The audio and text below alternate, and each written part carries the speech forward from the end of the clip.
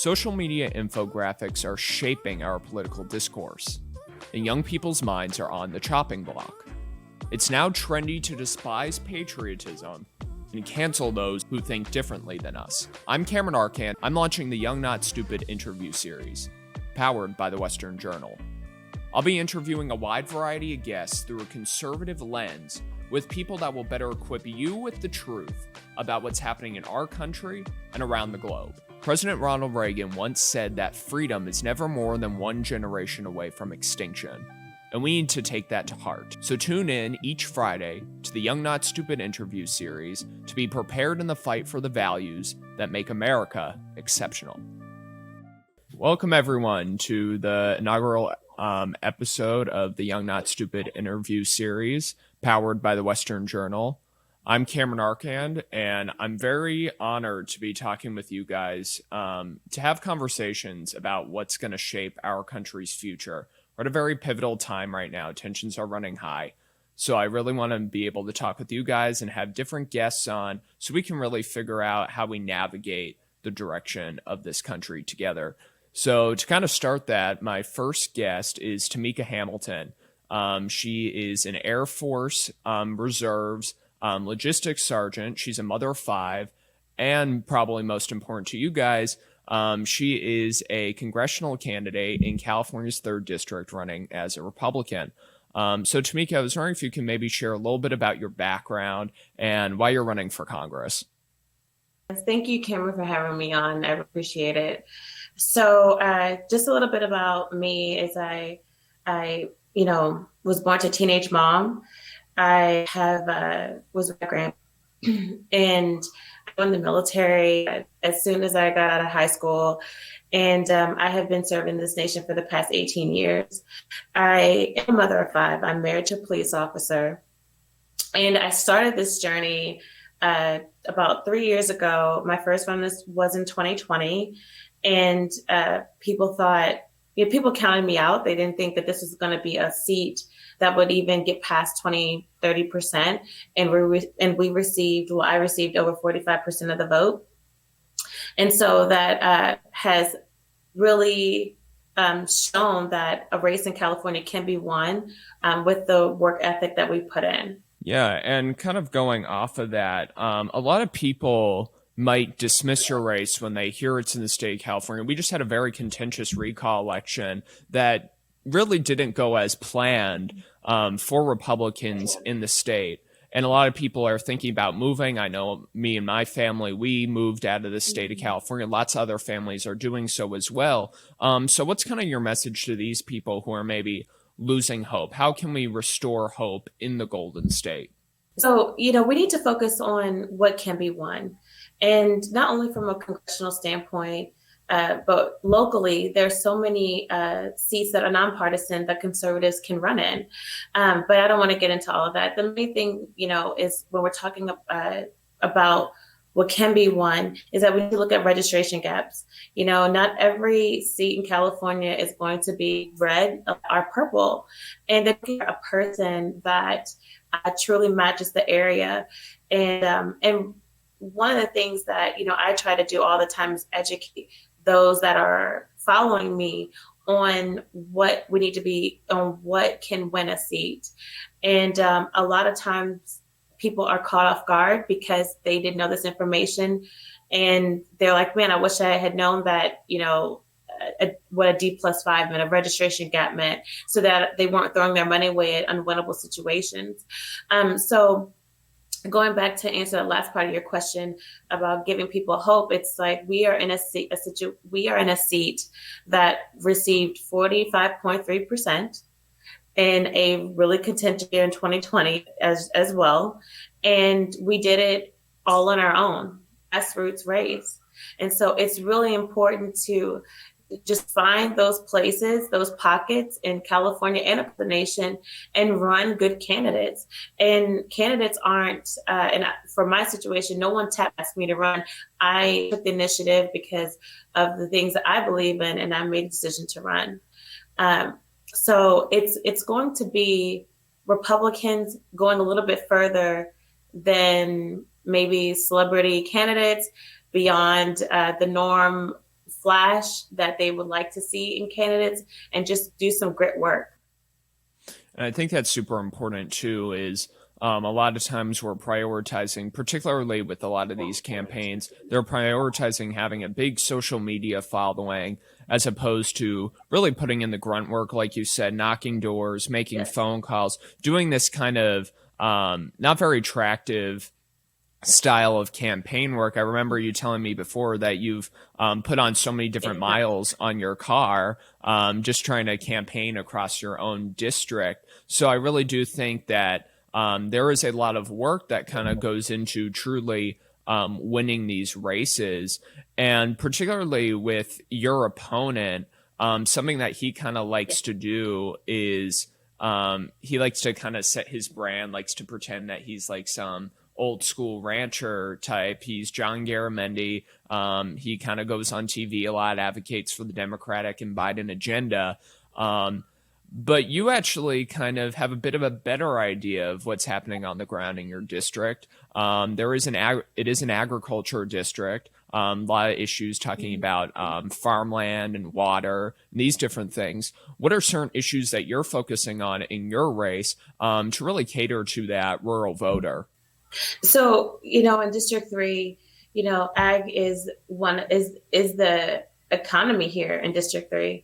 And the biggest thing that people continue to talk about and have talked about over the decades prior to me running is that we need water storage. We don't have water storage here in California. The money is already catered for. We just need a person in Congress to go to Sacramento and advocate for it and continue to push for it. That hasn't been done. John Garamendi says every cycle that we're working on it, but it hasn't come to fruition. We have to start pressing Sacramento to do what they said they were going to do with the money that was allocated for water storage. That is the main thing. Forest management is also a huge thing here in District 3. And obviously the economy and school choice are the top priority for families here in District 3. This is a working class district. This district is also one of the poorest districts in California. And so it's just so important that people take notice to this area, this small area. Well, it's not really small. It's one of the largest districts in California. But and I did put 100,000 miles on my car. But this is a district that can truly transform how people run races in California and across the nation. And you touched on forest management there. And I think that's so important that you brought that up because in California, wildfires are a massive deal. I remember last October, my family had to evacuate because of the Silverado fire. And that was a big issue where we were realizing that, hey, SoCal Edison might have had something to do.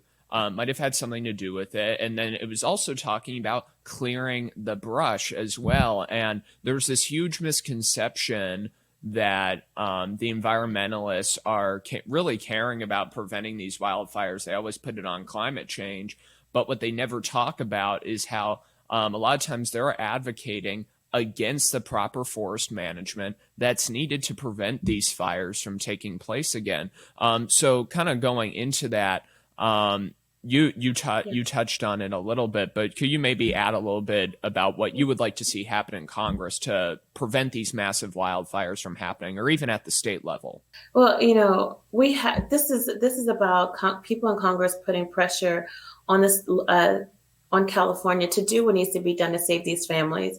If you and I both know we see families devastated, whole communities lost, and that needs to be at the forefront so everyone can see that. I think that we've seen a huge movement in California where people have come together to call their state assembly member or state senate and demand certain things to be done, and it has worked. I mean, the recall is also an example of what can happen when people come together. So it's about having someone in Congress press these issues and press the people to make sure it happens. I think that's the route that we need to go moving forward, because it's not going to get done with letters and and symbolism. It's going to get done by people understanding what's in front of them. They're given it information from their representation, and they help make sure that this happens. Because right now, continue to lose.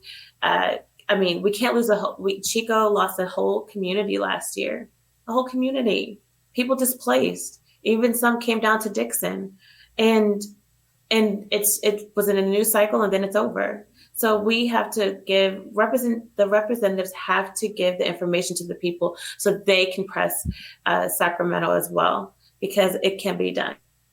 Now, kind of keeping on that federal level, we can maybe talk a little bit about the role that the federal government plays in Afghanistan. The Biden administration just dealt with it was an absolute disaster what they did. They recklessly pulled out of the country after 20 years. The past couple of years where there hadn't been a casualty there in the past 18 months until 13 American service members were killed, along with many Afghans. So I kind of wanted to get your thoughts on, from maybe a military perspective, on what went wrong here and what needs to be done, and how should Congress be holding the president accountable for this? Well, first, again, we want to give our condolences to I think that, and I'm a person that loves people, and I don't want anyone to ever forget that, so many families were affected by this, not just the nation. Lives are forever changed because of the lives that were lost in Afghanistan, and our Marines. One of the things, there's a lot to that, there's a loaded question, but one of the biggest things is that we need to stop finger pointing. We'll stop and really do what needs to be done to make sure that the rest of the Americans come out of Afghanistan. This is not a time for us to go to past administrations or try to create another big story to overlook what's happened. We have a responsibility in Afghanistan. We still have people that need to be pulled out. Our current Congressman, John Garamendi, said it wasn't sensible to ghost Americans. And that will be something that we're going to press hard, this election season. It was a bad pullout. We know that. It wasn't managed well. Symbolism was involved because of 9/11. These are not things that I would not want to, these are not things that we should be taking lightly. And again, because out of the news cycle, it's something that, Americans are going to easily forget about. Well, many are, but Congress should want to know what happened, should be doing everything it can to press an investigation into what happened. Airmen, Marines, soldiers, they're not to be seen as throwing them away. And right now, it just seems that there's going to be, or it already is, a lot of people having low morale because the administration hasn't done their best to really take care of the situation in Afghanistan. And you're going to have a lot of people in the military not wanting to re-enlist and not wanting to serve their country again. So this needs to be addressed. Yeah, this was really a slap in the face to people who served in Afghanistan and did tours there. This pullout was just so reckless with everything that was done. And it's really a tragedy that the Taliban now has complete control over the country. There was little hesitation for that turnover and change of power to even happen. So I don't want to take up too much of your time, but I want to thank you so much, Tamika. She ran for Congress, 3rd Congressional District in California. And if you liked what you saw today, be sure to like and subscribe to the Western Journal. You can go to westernjournal.com if you'd like more of our content. But I'm so glad we got to discuss these important issues today. Tamika Hamilton, great guest. If she has any closing thoughts, go ahead. I would just like to tell your viewers that now more than ever, we need people to have hope, because we can still take back seats and win the House next year. And this is not a time to sulk and say all is lost. This is really a time for us to dig deep and get back to work. All right. Well, thank you so much. Thank you so much, Cameron. Really appreciate it. Yep. Just remember, like and subscribe, westernjournal.com. And have a great day, everyone.